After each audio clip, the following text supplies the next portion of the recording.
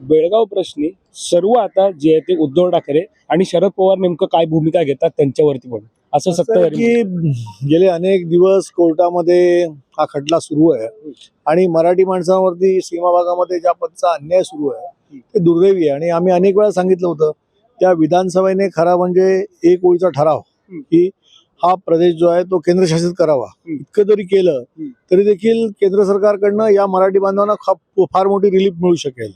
आणि तरी पण केंद्र सरकार या कुठच्याच गोष्टी करत नाहीये.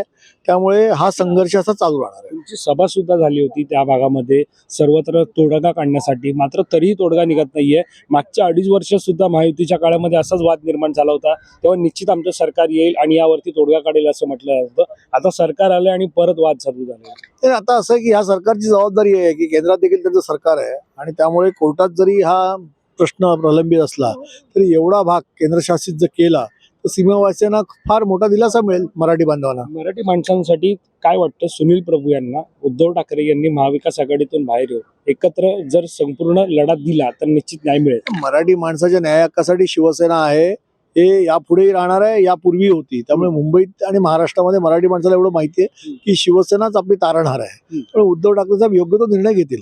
धन्यवाद आमच्याशी बातचीत केल्या संदर्भात. कॅमेरा पर्सन अवधेश कोरीसह मी वैभव पाटील, मुंबई.